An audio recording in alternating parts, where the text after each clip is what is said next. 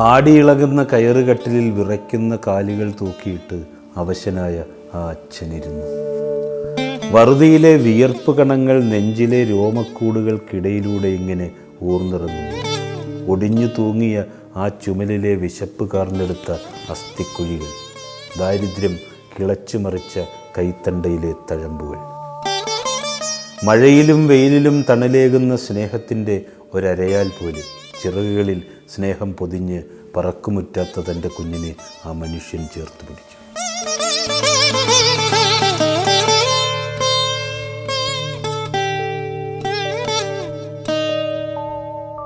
വറുതിയുടെ വിയർപ്പിൻ്റെ മണമുള്ള ആ മധുരം നുണഞ്ഞ് ആകാശവും ചക്രവാളവുമൊക്കെ നോക്കി അവൻ മുഖം ചേർത്ത് കിടന്നു.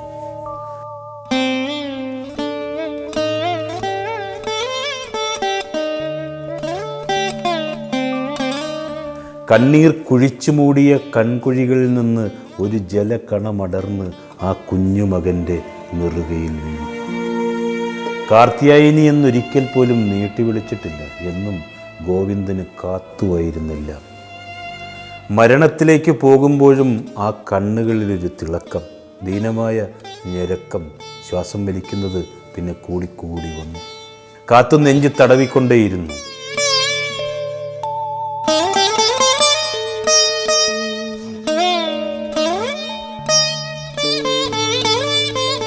മഴ പൊഴിയുന്ന ആ കുടിലിനുള്ളിൽ തനിക്കായി സ്നേഹത്തിൻ്റെ കുട തീർത്ത തൻ്റെ പ്രിയപ്പെട്ടവൻ, മഴയിലും വെയിലിലും തണലേകിയ സ്നേഹത്തിൻ്റെ ആ അരയാൽ.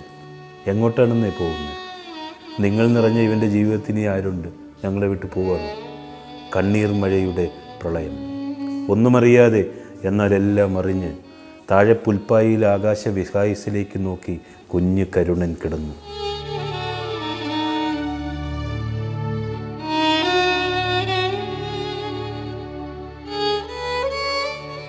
ആരൊക്കെയോ എടുത്തുകൊണ്ടുപോയി കത്തിക്കുന്ന ഒരു മരപ്പെട്ടി, ഒരു ഭാണ്ഡക്കെട്ട്, കുറേ തുണികൾ, കുറച്ച് കുറിപ്പടികൾ.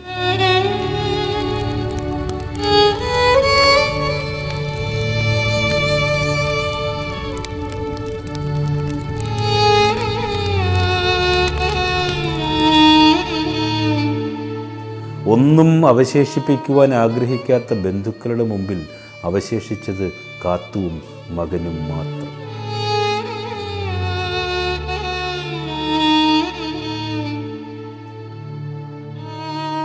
ആരുടെയോ കോടാലിയുടെ കുന്തമുനിയിൽ ഒരുപാട് മധുരം തന്ന ആ കിളിച്ചുണ്ടൻ മാവ് വലിയൊരു ശബ്ദത്തോടെ നിലത്ത് വീണു.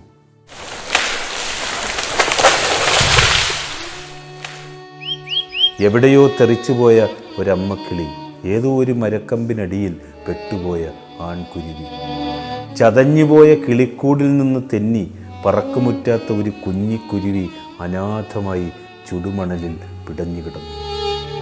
ജീവന് വേണ്ടി പരതുന്ന അതിൻ്റെ ദൈന്യത. ആ മരം കടപുഴകുമ്പോൾ 1000 വേനലുകൾ ആ കുഞ്ഞു മനസ്സ് അറിയാതെ അറിയുകയായിരുന്നു. പൊള്ളുന്ന വെയിലേൽക്കുമ്പോൾ തണലേകാൻ ഇനി അച്ഛനില്ല. ആരോ ഒരാൾ അവസാന കോടിയും കൊണ്ടുവന്ന് പുതപ്പിച്ചു.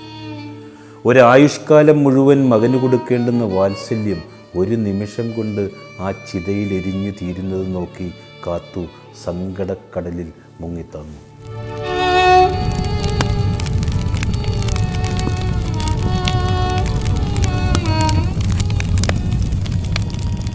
കാലം യാത്ര പോയതിൻ്റെ പിറകെ അവരെ തനിച്ചാക്കി ആ പ്രിയപ്പെട്ടവൻ മടങ്ങി.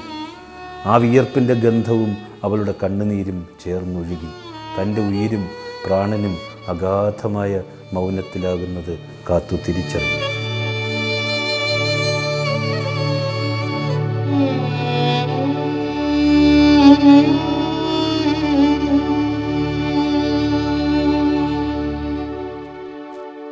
എപ്പോഴും പിറകെ പിന്തുടരുന്ന ശാസനകളും കരുതലും സ്നേഹവുമൊക്കെ ഓർമ്മകളായി വഴിപിരിയുന്നു. വിട്ടൊഴിഞ്ഞ കൂട്ടിലെ മൗനത്തിൽ അമ്മയുടെയും കുഞ്ഞുമകൻ്റെയും ശ്വാസത്തിൻ്റെ അലയടികൾ മാത്രം. അവൾ ബോധം കെട്ടുവെങ്കിലും കുഴഞ്ഞു വീണില്ല. കാരണം വീണാൽ തൻ്റെ കുഞ്ഞിനെ എടുക്കുവാൻ വേറെ ആരുമില്ല.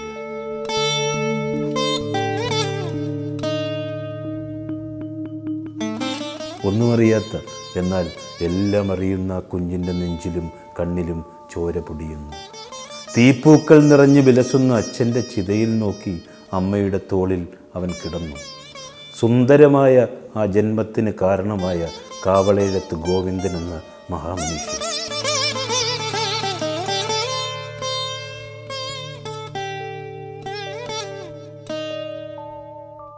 ഒരിക്കലും മറക്കാനാവാത്ത ഓർമ്മകൾ നൽകി കുഞ്ഞു കരുണന് 9 മാസം പ്രായമുള്ളപ്പോൾ ആ പിതാമഹൻ യാത്രയായി.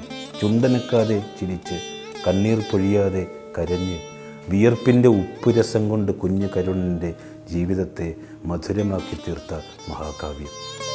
പകലന്തിയോളം പണിയെടുത്ത് അമ്മയെ പോറ്റിയ അച്ഛൻ, സ്നേഹത്തിൻ്റെ പാലാഴി ഉള്ളിലൊതുക്കി ചിറകുമുളയ്ക്കുന്നതിനു മുമ്പേ പക്ഷികളെപ്പോലെ പറക്കാൻ കൊതിച്ച, തന്നിലേക്ക് ചിറകുകൾ ചേർത്തു വെച്ച ജീവനാഥൻ, അനന്തശാന്തമായ പിതൃവാത്സല്യത്തിൽ അമ്മയുടെ ഉദരത്തിൽ ജീവൻ വെച്ച് തുടിച്ച ബന്ധത്തിൽ തുടങ്ങി മരണത്തിനപ്പുറത്തേക്ക് വരെ നീണ്ടുപോയ കരൾ കൊതിക്കുന്ന കരുതലിൻ്റെ കരുത്തുള്ള സ്നേഹത്തിൻ്റെ മഹാപ്രവാഹം. അച്ഛനെ അറിഞ്ഞാൽ സ്നേഹം പഠിക്കാമെന്ന് അമ്മയുടെ കണ്ണുനീർ പറയുന്നത് പോലെ കാലമേ നീ തോറ്റു തൊപ്പി.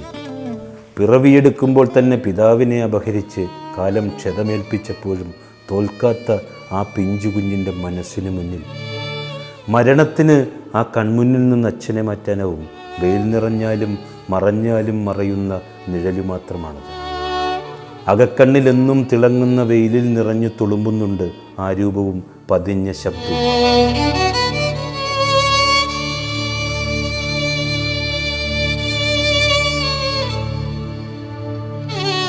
മഴയായി പെയ്ത് വെളിച്ചമായി ഭവിച്ച് കാറ്റായി തഴുകി വെൺമേഘങ്ങൾക്കിടയിലെ നക്ഷത്രമായി ജീവിത നൗകയുടെ ആ അമരക്കാരൻ തൻ്റെ കുഞ്ഞുമകനോട് പ്രാർത്ഥിച്ചു.